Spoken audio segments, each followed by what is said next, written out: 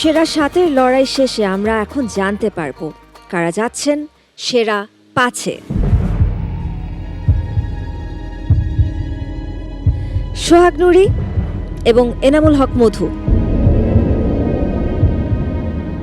গত পর্ব এবং আজকের পর্ব মিলিয়ে আপনাদের দুজনের পারফরমেন্সই ছিল অনবদ্য এবং বিচারকদের রায়ও বলছে আপনারা জায়গা করে নিচ্ছেন সেরা ৫-এ। অভিনন্দন আপনাদের দুজনকে। আপনারা চলে যেতে পারেন নিজ স্থানে।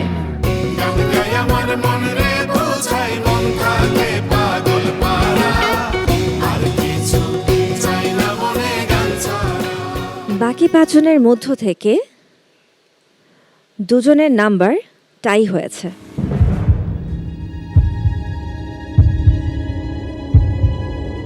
এখন প্রশ্ন হচ্ছে সেই দুজন কি আজকে সেফ হচ্ছেন নাকি বিদায় নিচ্ছেন এই মঞ্চ থেকে?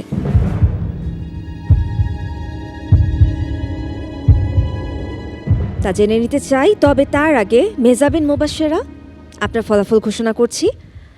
আপনি সেরা ৫-এ জায়গা করে নিয়েছেন। অভিনন্দন আপনাকে।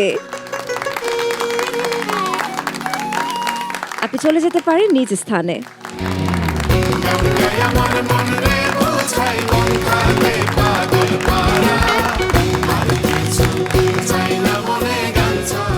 দর্শক, আমরা পেয়ে গিয়েছি আমাদের ৩ ফাইনালিস্টকে। এবার দেখার বিষয় সেরা ৫-এ জায়গা করে নেবার জন্য কারা সেই ভাগ্যবান যারা এই ৪ জনের মধ্য থেকে সেরা ৫-এ জায়গা করে নিচ্ছেন।